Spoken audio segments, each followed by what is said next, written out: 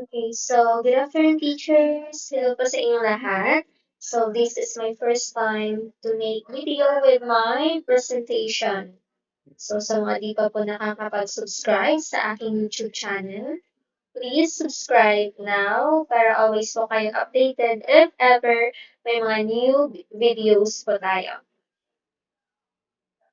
So for this afternoon po, professional education tayo, question and answer. So, readiness for the exam. Wow. So, sooner kayo naman ang nandiyan and who knows, next time kayo na rin ang mag-discuss sa inyong mga co-teachers. So, number one question. Teacher Abby asked one of her students, what do you want to become when you grow up? This question is an indication of what kind of philosophy. So kapag sa professional education, never mind muna ang choices. So before that, intindihin mabuti yung tinatanong. Kasi you cannot answer what you do not know. Diba? Okay, so first, intindihin natin yung question. So, si Teacher Abby daw nagtanong sa kanyang mga students, ano yung gusto mong maging paglaki? Okay, anong question or what kind of philosophy is that? Is it progressivism, naturalism, existentialism, idealism? So, tingnan natin what would be the answer. Okay, so the answer is letter D. Okay, so explanation natin. Idealism because it stresses the existence of ideas independent from the material world. So ideas that exist in the mind are the only realities. So bakit idealism at hindi existentialism? So when we say existentialism, di ba, existence, you have the choice. When we say idealism naman, is about ideas. Okay. It's about ideas. So, si Teacher Abby daw nagtanong, ano daw yung maging gusto nila paglaki. So, yung tanong lang naman is they have something undermined. They have something ideas undermined. Hindi tinanong kung ano yung maging gusto nila paglaki. Is it gusto nila maging Alden Richard or Coco Martin. So, they have the choice na kapag ganun. So, hindi naman tinanong ano yung choice nilang paglaki. Tinanong ni Teacher Abby, kung ano lang yung maging gusto nila. Okay, what do you want to become? So, gusto lang ni teacher na they have something under mind. So, ganun lang si idealism. Okay, so, sino yung kilala natin father of idealism? Okay, no other than Plato. Okay, so Plato is the father of idealism. So, tandaan natin again, kapag sinabing idealism, it's about ideas. Okay. So, what about progressivism? So, nasa option din natin si progressivism. So, progressivism, in short, is a student-centered, okay, student-centered philosophy po siya that believes that ideas should be tested by experimentation and learning comes from finding answers from questions. Okay, yung question ko, si progressivism ba ay teacher-centered or student-centered? Okay, so progressivism is student-centered. So nakafocus siya sa mga students, hindi kay teacher. Okay, hindi kay teacher. And then, it believes that tested by experimentation. Sabi natin, experimentation, yung mga learners will find their own answers from the questions. So, meaning, sila talaga yung maghahanap ng sagot sa mga problem. That's why they have progress in progressivism. Okay.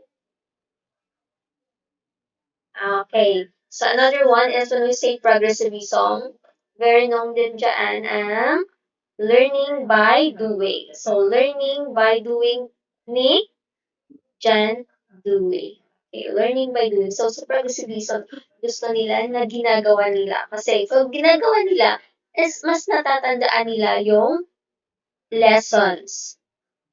Okay, so very active ang mga students dyan. Not passive. What about when we say naturalism naman?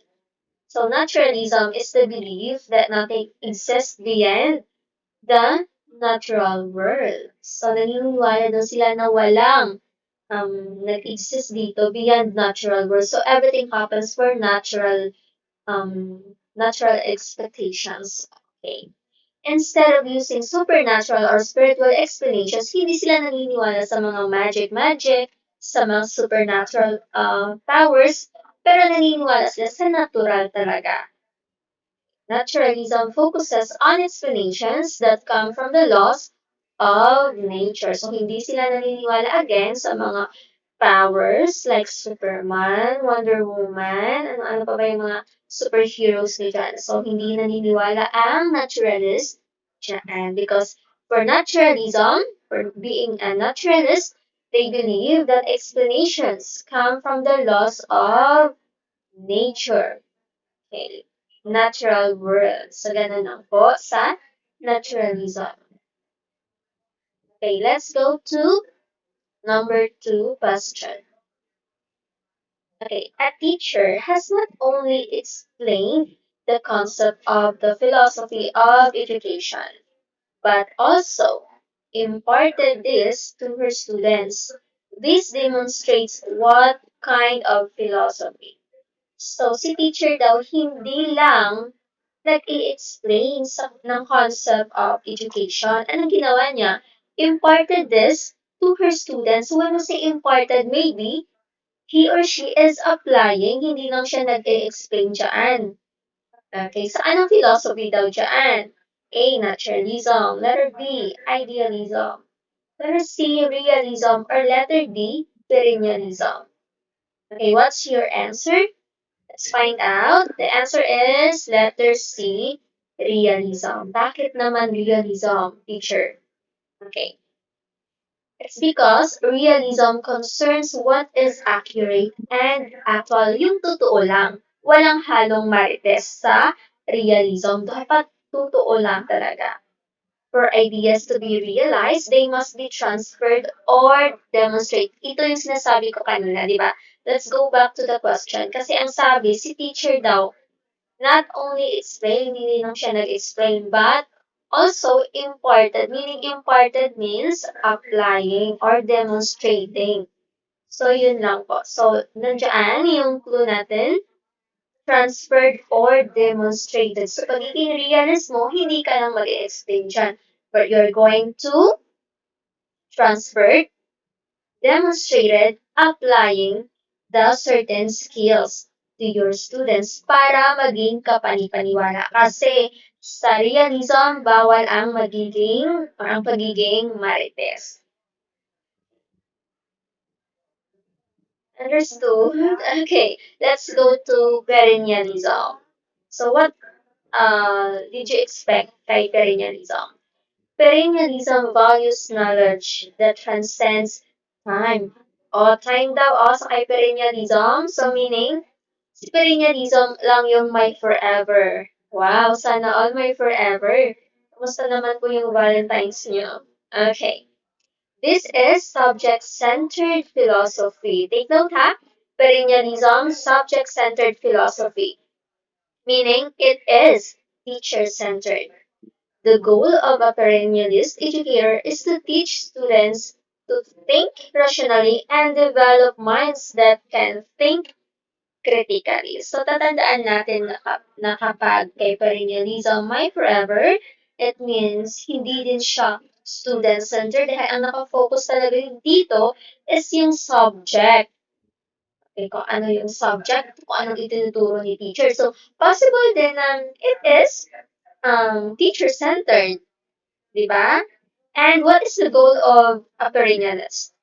Is to teach students to think rationally. So more on ratio talaga sila and develop minds that can think critically. So, di ba? Iba-iba. Kay progressivism kasi learning by doing eh.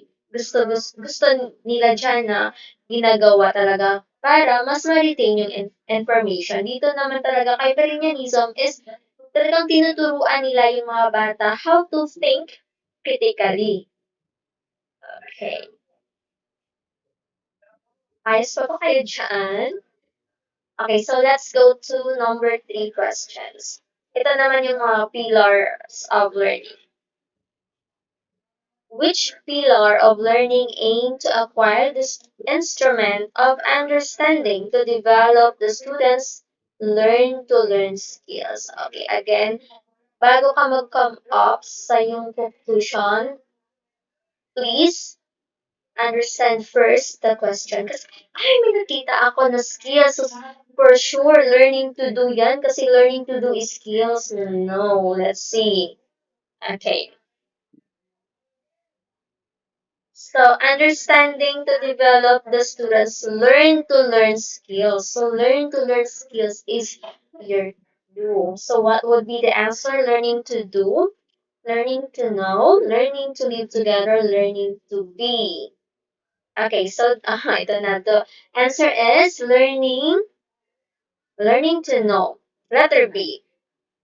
Learning to know implies learning how to learn by developing one's concentration, memory skills, and ability to think, acquiring the instrument of understanding. O, di ba sabi ko sa inyo, nakita niyo lang si skills, so sagot niyo, learning to do na agad. No. So, take note na, learn to learn skills yung ating lujaan. So, it's learning to know. Diba? It's about know. Okay. Kasi sa learning to know, it's about mind, memory skills siya. Ability to think, acquiring the instrument of understanding. Okay. Okay, ito yung 5 pillars of education. So, may dinagdag tayo sa 21st century skills. That is learning to transform oneself and society. So, tingnan muna natin ito. Learning to do, learning to be, learning to live together, learning to know, and of course, ito yung dinagdag nila, learning to transform oneself and society. So again, kapag sinabing learning to do, acting with determination. Yeah, it's about skills. Like for example, mga words, jobs, di ba? Okay. And the learning to be, it's about human dignity, your emotion. Okay. Next is learning to live together. Ito naman yung sympathy to one another. Collective responsibility. Okay. So unity amidst adversity or diversity. Learning to know, of course, use of your learn to learn skills and intellect. And yung dinagdag ni Dellers is learning to transform oneself and society. Ito naman po yung individual and collective actions. So, tandaan niyo lang po yung 5 yun. Learning to do, learning to be, learning to live together, learning to know, and learning to transform oneself and society. Okay? So, next number 4 question.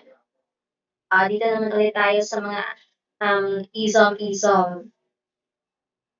In his class, teacher A always presents principles and values to encourage his students to examine them and decide for themselves whether to accept them or not. Okay, ano yung clue nyo dyan? Of course, decide. One clue nyo yan eh. Decide. Accept them or not.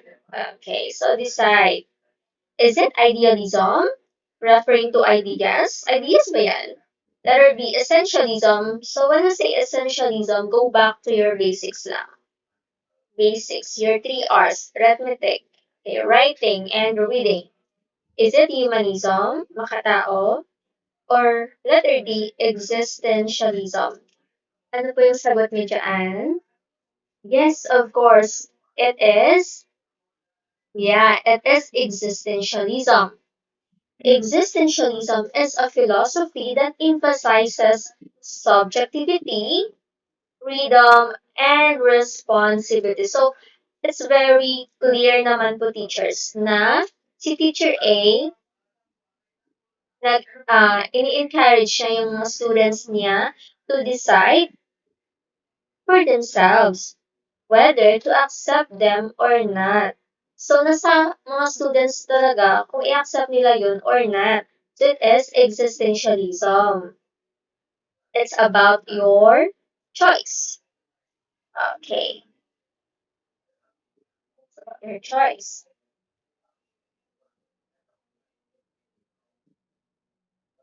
Okay, so yan nga po, existentialism natin. What about idealism? So kanina we already discussed about idealism. It's about ideas, di ba? Mental. Okay? Refresh siya sa mind. And, okay, idealism emphasizes the mental and spiritual. So, hindi siya nagre-refer sa material. Tandaan natin kay idealism na refer lang siya sa mental and spiritual, not the material. Okay, so number 5 is our last question. Okay. When a teacher emphasizes that one's senses should be trusted because they are the only way to acquire knowledge, the teacher can be regarded as. Okay, ano yung clue natin dyan? Senses? Tama, senses. Okay, yung clue natin dyan is senses. Nawala na yung yung pen ko. So, senses yung clue natin dyan. Letter A, naturalist. Letter B, realist. Letter C, empiricist. Letter D, pragmatist. So when we say senses, what would be the answer? Okay, empiricism. Empiricism upholds that the only source of knowledge is the senses. Okay, take notes of senses. I can't use my pen. Okay, never mind. So, senses and sense-based experience. So, pag nabasa niyo yung number one word in some question, may senses. So, may clue na kayo. That is empiricist. Kasi yung mga empiricism talaga is yung basis nila yung mga sense-based experience. So, of course, we have our sense of sight, sense of hearing, di ba? Mga ganon. So, tandaan na lang natin yun. Okay. So, when we say rationalism, parang ano lang din siya, perennialism or idealism. Okay. Ito pala yung mga tao that enter kay empiricism: Francis Bacon, Thomas Hobbes, John Locke. Si John Locke din, di ba, empiricism? George Berkeley, David Hume. Okay. Sa rationalism naman, we have René Descartes, Benedict Spinoza, Gottfried Leibniz, and Jean-Jacques Rousseau. Okay, so yun lang po sa ating empiricism senses. We're discussing din about naturalism, di ba? Yung naturalism kasi dapat based on natural words. So, hindi sila naniniwala sa mga supernatural powers. Okay, does not believe in spiritualism. Dapat natural self or real self. Okay. So, everything is the whole reality. So, yun lang po ang ating short video presentation. 5 items lang po yun. So, thank you so much, teachers. And hoping you will subscribe to our YouTube channel para always po kayo updated sa ating mga next videos. And bye-bye. See you!